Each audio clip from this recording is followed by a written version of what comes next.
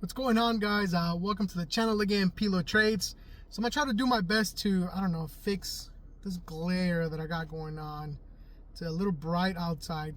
But anyways, in today's video, I want to admit something, all right? Something kind of embarrassing, all right? So I'm gonna do some screenshots. I'm gonna do some screen recording so you can know what I'm talking about. But it's kind of embarrassing. Without further ado, let's get into it. So this is what I'm referring to, Broadcom, all right? So think about Broadcom. I mean, don't get me wrong, it's a great stock. It's a great company. And I mean, look at that gain. I mean, all-time record for this company since September 1st, 2009 till, yesterday. It's up 8,776%, which is insane, right? Currently, it's rated as a strong buy. A couple of buys recommendations here and there, and then most of them are buys. A couple of strong buys, and then one or two holds. But I mean, currently it's at as of yesterday 1,436. And it averages out over 1,500. Look at its low. 52-week low is 1,100 and a couple bucks, and then its high is 1,700, right, and $20. So it's a great stock. But here's the embarrassing part. All right. I don't remember ever buying this stock. I honestly don't. I don't remember ever looking at the company or doing any fundamental research. I don't remember looking at, the dividend or the price.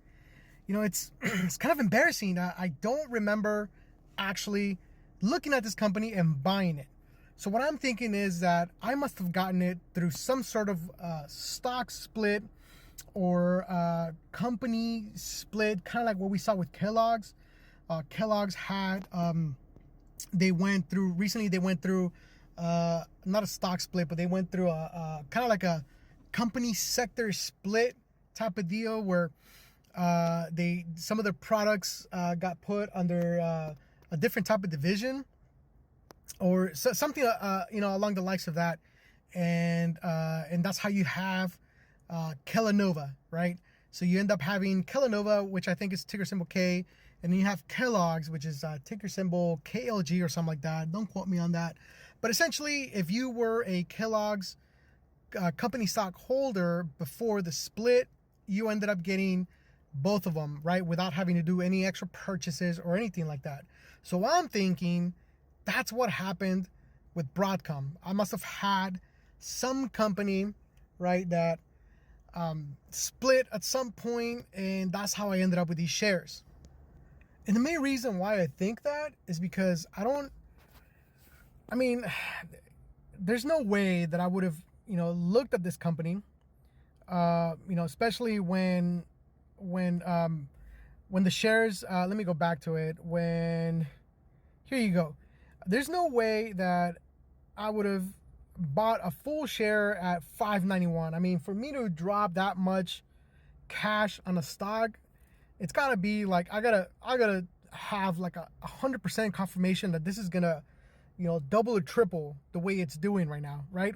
But I didn't. I'm telling you, I don't remember being that excited about a company or about a stock. So it's mind-blowing that I own it. So I went back to my Vanguard, which is where I hold the stock, and I just had to do some digging. I had to look at the history. I had to look at everything just to make sure I wasn't going crazy. And sure enough, I did. I mean, I go back to a little bit more than 2 years ago, on April 8th. I bought a full share apparently for $590. And sure enough, total cost, yeah, $590, right? And then from there, fractional shares, which I know Vanguard doesn't do fractional shares, but apparently what I'm trying to get at is that since Vanguard doesn't allow fractional share purchasing, the rest of the purchases that you see on my history have to come from dividends, right? And so, since then, dividends, right?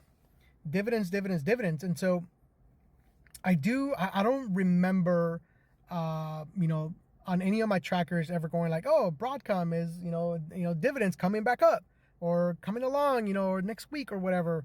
And it's just, I mean, I don't know. It's mind blowing. And that's the embarrassing part. I don't remember. Maybe I did. I don't know. I must have been, maybe I was doing some research and, cause I know there was a point where I was buying a lot of stocks on Vanguard, and it must have been one of the companies I was looking at. And I don't remember telling myself like, man, this is going to hurt $590 or whatever, it's, yeah, no, that's a no-go for me. But yeah, like I said, that's the embarrassing part. But, even with all that embarrassment and, the transparency I want to hold in this channel and with you guys, as an appreciation from myself or on my end, for trusting the channel and trusting, my content, and, whenever I buy or sell something, or whenever, I go on a crazy rant, I just wanted to show that transparency and admit that, I'm embarrassed. I don't remember buying this stock, but after all that being said, it's a happy outcome. I'm happy with it.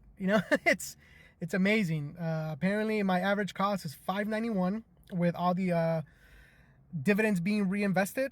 $591. I'm at a market value of $1,497.75 as of yesterday.